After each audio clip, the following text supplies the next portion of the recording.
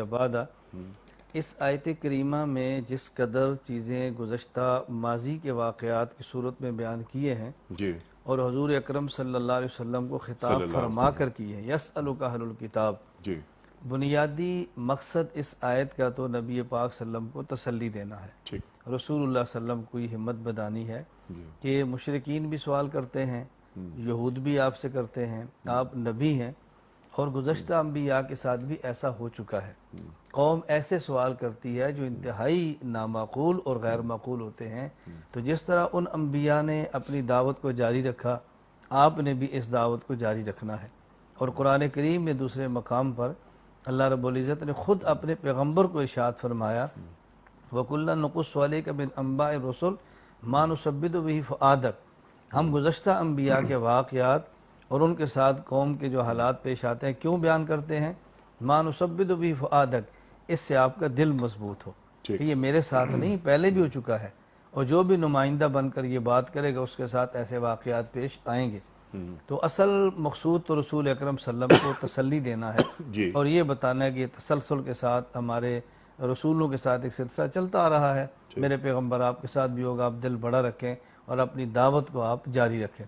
باقی ان میں جو مضامین بیان فرمائے ہیں جی ان کا مطالبہ کیا تھا، یہ کیا کہتے تھے کہ ان تنزل، اس کا مطلب کیا ہے؟ امام فخر الدین رازی رحمۃ اللہ علیہ نے اس میں 3 قول بیان فرمائے ہیں اچھا کہ ان کا مطالبہ کیا تھا۔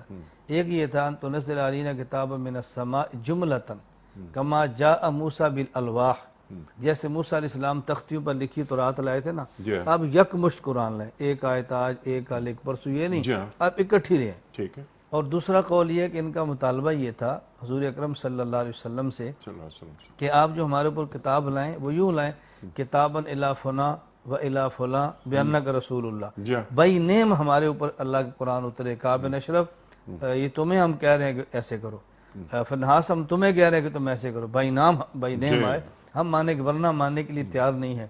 اور ایک اس کا معنی یہ بھی لکھا ہے کہ ان کی خواہش یہ تھی کہ کتاب من السماء نعینہم، ہم اپنی آنکھوں سے اترتی ہوئی کتاب دیکھیں، اترتی ہوئی، آپ آتے ہیں کہتے ہیں جبریل لایا، ان سے ہمیں ویسے یہ دعوت ہے، ماننے کے لیے تیار ہی نہیں ہے۔ جی ہاں براہ راست اللہ قرآن اتارے، ہم اتردہ دیکھ لیں، ہمارے دشمن کو درمیان سے نکالیں تو ہم مان لیں۔ اللہ رب العزت نے فرمایا کہ یہ ہے تو بہت غیر معقول باتیں، جی بہت نامعقول تھی، یہ ان نے بھی کیا، ان کے آباء و اجداد نے بھی کیا ہے۔ خود امام رازی رحمۃ اللہ لکھتے ہیں کہ سوال یہ ہے کہ آباء و اجداد نے حرکتیں کی ہیں، سنائی ان کو جا رہی ہیں، جی ہاں یہ جی ہاں سنائی ان کو جا رہی جی ہیں، ہاں انما نصب السؤال الیہم ووجد من آبائہم، گناہ انہوں نے کی، ان کو سنائی کیوں جا رہے ہیں؟ صاحب مدارک نے اس کی تو دو وجہ بیان فرمائی ہیں۔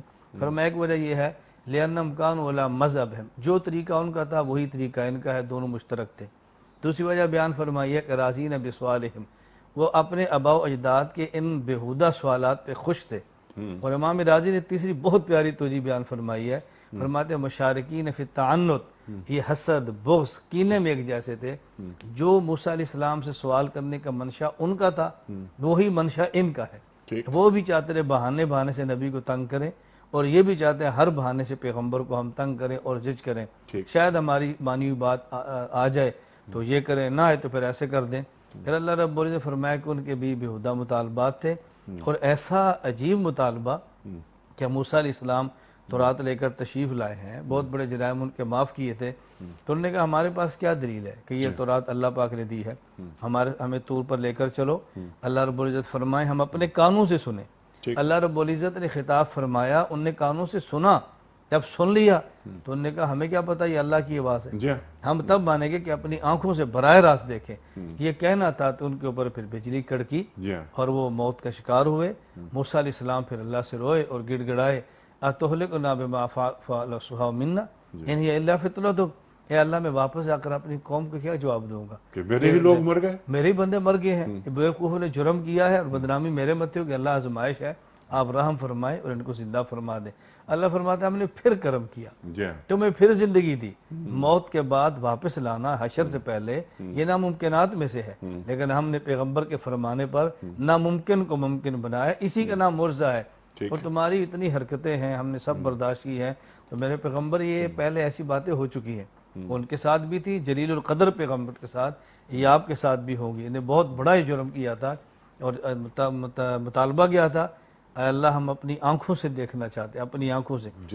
اب ان کا جو مطالبہ تھا، بہت سارے مفسرین نے یہاں بڑی طویل علمی بحث کیا ہے، امام راضی نے بہت طویل کی ہے، مفسرین نے کی ہے کہ اگر ان کا مطالبہ تھا، یہ تو خود موسیٰ علیہ السلام کا بھی تھا، حضرت موسیٰ علیہ السلام نے بھی اللہ سے عرض کیا تھا رب ارنی انظر الیک، اللہ میں دیکھنا چاہتا ہوں، تو انہوں نے بھی کہا ہم دیکھنا چاہتے ہیں۔ تو اگر صرف دیکھنے کا مطالبہ کرنا اور اس پر عذاب آنا، تو پھر موسیٰ علیہ السلام بھی تو مطالبہ فرما چکے تھے کہ اللہ میں دیکھنا چاہتا ہوں۔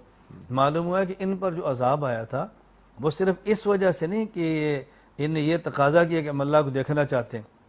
حضرت موسیٰ علیہ السلام کا تقاضا وہ غلبہ اشتیاق میں تھا کہ اللہ میں نے کلام سنا ہے، میری خواہش ہے میں آپ کا دیدار بھی کر لوں، زیارت بھی کروں، اور ان کا بنی اسرائیل کا مطالبہ یہ وجہ تکذیب رسالت ہو رہی تھی، رسالت تھا، سوء ادبی تھی، بے ادبی تھی، تعنت، عناد، بغض، حسد، ان جرائم کی وجہ سے تھی۔ تو وہ مطالبہ بظاہر ایک جیسا تھا، لیکن اس کا منشا اور تھا، اس کا منشا بالکل الگ تھا۔ تو اس سے معلوم ہوا کہ بسا اوقات دو عمل ہوتے ہیں ایک جیسے، منشا کے بدلنے سے عمل کی نوعیت بالکل بدل جاتی ہے۔ منشا سے مراد یہاں بمعنی نیت، نیت بالکل کس وجہ سے یہ بات کی گئی ہے۔ تو اللہ نے اصل تو اپنے پیغمبر کو تسلی عنایت فرمائی ہے کہ یہ جرم کرتے ہیں، کریں گے، تو پہلے بھی ایسے ہوتا سبحان اللہ۔ یہ جو تسلی اور جو آپ نے بہتر دو باتیں تو سمجھنا پہلے بہت ضروری ہے۔ جی پہلی بات یہ سمجھیں کہ اللہ رب العزت نے یہ جو بات فرمائی ہے، کیا پیغمبر آپ سے جو سوال کیا جا رہا ہے، جی فقط سألوا موسیٰ اکبر من ذالک، جی اس سے پہلے موسیٰ علیہ السلام سے سوال اس سے بڑا کر چکے ہیں۔ اللہ یہ اکبر کیوں فرمایا کہ اس کا سوال آپ کے سوال سے بڑا ہے؟ اس بات کو سمجھنا بہت ضروری ہے۔ ان کا سوال کیا تھا کہ آپ ہمارے اوپر کتاب اکٹھی لے آئیں، یا بائی نیم لے آئیں، یا آپ آنکھوں سے دیکھیں، اور انہوں نے سوال کیا کیے تھے؟ نمبر ایک، اب اس سوال کا یہاں ایک سوال کا ذکر ہے اور ایک کا ذکر نہیں ہے، وہ ثم تأخذ العجل کے تحت آئے گا۔ ایک سوال ان کا یہ تھا کہ موسیٰ علیہ السلام سے کہ ہم اللہ کو اپنی آنکھوں سے دیکھنا چاہتے ہیں۔ اس سے قبل ایک سوال اور کر چکے تھے، اجعل لنا الہا کما لہم آلہہ، اے موسیٰ ہمیں خدا بتاؤ جیسے ان کے خدا ہیں، ایسا کو ہمارے سامنے خدا ہم اپنی آنکھوں سے لے کر پھرتے رہیں۔ ایک سوال انہوں نے یہ کیا تھا، ثم تأخذ العجل کے تحت اس کا ذکر موجود ہے۔ سوال کیا تھا کہ بچڑا کوئی ہمیں خدا بنا کے دے دو، پھر انہیں بچڑے کو معبود بنایا۔ دوسرا کیا تھا کہ ہم اللہ کو آنکھوں سے دیکھ لیں۔ ان دونوں سوالوں کو اللہ نے اکبر من ذالک کیوں فرمایا؟ وجہ یہ تھا آسمان سے کتابیں اس سے قبل نازل ہو چکی ہیں، اگرچہ نبی پر آئی ہیں، غیر نبی پر نہیں ہیں، لیکن آئی تو ہے نا۔ سوال چھوٹا ہے، آئی تو ہے۔ اور ان کا سوال کیا تھا؟ نمبر ایک، ہم اللہ کو دیکھیں۔ اس دنیا میں آسمان سے کتاب کا اترنا یہ ہو چکا ہے، لیکن اس دنیا میں اس آنکھ سے کو اللہ کو دیکھے، اس دنیا میں اس زمین پر ایسا نہیں ہوا۔ تو یہ ایسا سوال تھا جو پہلے کبھی بھی نہیں ہوا۔ اور اس سے بڑا کیا تھا کہ ہمیں کوئی خدا بنا کر دے دو، یعنی شرک۔ اب یہ ایسی چیز ہے نہ دنیا میں اور نہ قیامت کے بعد جنت میں۔ جنت میں رویت باری تو ہوگا، اللہ کا دیدار تو یہاں نہیں وہاں ہوگا، لیکن کسی کو معبود بنانا اللہ کو چھوڑ کر یہ دنیا میں بھی نہیں ہے، آخرت میں بھی نہیں ہے۔ تو اللہ فرماتے ہیں انہیں تو بہت بڑے سوال کیے تھے، آپ سے سوال تو چھوٹا کیا ہے، اس لیے پیغمبر موسیٰ علیہ السلام برداشت فرماتے رہے، آپ بھی ان کی اس بات کو برداشت فرمائیں۔ دوسری بات یہ سمجھنا ضروری ہے، یہ جو البینات پہ بات چل رہی ہے، ایک یہ ہے کہ اللہ پاک نے موسیٰ علیہ السلام کو معجزات کون سے دیے، یہ الگ بات ہے۔ ایک یہاں معجزات سے کون سے معجزات مراد ہیں، اس کی جو تعین قرآن میں کرے، ثم اتخذوا العجل، انہوں نے بچھڑے کو کب معبود بنایا؟ جب یہ دلائل دیکھ چکے تھے۔ معلوم ہوا اس آیت میں معجزات سے وہ معجزات مراد ہیں جو بچھڑے کی عبادت کرنے سے پہلے کے ہیں، بات کے نہیں ہے۔ اب انہیں معجزات دیکھے تو بیان ہو گیا بڑی تفصیل کے ساتھ۔ اصل میں جو بنیادی بات ہے وہ یہ کہ اللہ رب العزت نے ان کے ساتھ معاملہ بڑا عجیب رکھا ہے، اس کو دو لفظوں میں ہم بیان کر سکتے ہیں، نمبر ایک عطا، نمبر دو بلا۔ ان پر عطائیں بھی بہت ہیں اور ان پر بلائیں بھی بہت ہیں، اور میں ایسی ڈھیٹ قوم ہے، نہ عطا کی وجہ سے مانتی ہے نہ بلا کی وجہ سے مانتی ہے۔ دنیا میں انسانی مزاج ہے کہ بعض لوگوں پر احسان کرو نا وہ شکر گزار ہوتے ہیں، بات مان لیتے ہیں، اور بعضوں کے مزاج میں سختی ہوتی ہے، ان کو تھوڑا سا پکڑو نا وہ اس پر مان لیتے ہیں۔ یہ عطا پر بھی نہیں مانتے، بلا پر بھی نہیں مانتے، ایسی سخت قوم ہے یہ، اور ایسے مزاج کے سخت ہیں یہ۔ فرمایا میرے پیغمبر پھر ہماری پھر بھی عطائیں دیکھو، عفونا عن ذالک، اس کے بعد بھی ہم نے درگزر کیا ہے اور آپ تو افضل الخلق ہیں، افضل المخلوقات ہیں۔ عام امت کو ہمارا حکم یہ کہ تخلقوا باخلاق اللہ، اور پیغمبر جس منصب پر آپ ہیں نا، آپ اس کو ذہن میں رکھیں، ہم نے بہت درگزر کیا ہے تو آپ بھی درگزر والا راستہ اختیار فرماتے رہیں، پھر بھی درگزر فرمائیں۔ تو جس طرح رسول اکرم صلی اللہ علیہ وسلم کو آیت میں تسلی دی ہے، نبی پاک صلی اللہ علیہ وسلم کی دل جوئی فرمائی ہے، دلداری فرمائی ہے، اسی طرح حضور اکرم صلی اللہ علیہ وسلم کو اللہ رب العزت نے عفو کی تعلیم بھی عنایت فرمائی ہے کہ اتنے بڑے جرائم کے بعد بھی بہتر یہی ہے کہ آپ درگزر والا معاملہ فرمائیں، اور ان سے پھر بھی توقع رکھیں یہ ان کی نسلیں جو بھی ہیں تو شروع میں تسلی ہے اور آخر میں تعلیم ہے۔ یہ دو چیزیں اللہ پاک نے اس آیت میں جمع کر کے اپنے محبوب رسول اکرم صلی اللہ علیہ وسلم کو عطا فرما دی۔ ٹھیک ہے، اس کے تحت رسول اللہ صلی اللہ علیہ وسلم کو بشارت دی جا رہی ہے کہ حضرت موسیٰ علیہ السلام نے ان کے جرائم پہ صبر کیا، برداشت کیا، لگے رہے۔ اے میرے پیغمبر، آپ اس پر جب صبر کا مظاہرہ فرمائیں گے، آپ درگزر فرمائیں گے، تو یہ مت سمجھیں کہ آپ مغلوب ہوں گے۔ ہماری طرف بشارت یہ ہے، ہم نے ان کو جس طرح سلطان دی ہے تو آپ کو بھی دیں گے۔ اور عجیب بات یہ ہے کہ جس طرح رسول اللہ صلی اللہ علیہ وسلم کی ذات گرامی جامع اور با کمال ہے، تمام انبیاء کے کمالات جمع ہیں، تو اللہ نے نبوت کو تینوں معنوں میں عطا فرمائی ہے، قوت بھی دی ہے، حجت بھی بنایا ہے، اور سلطنت حکومت بھی عطا فرمائی ہے۔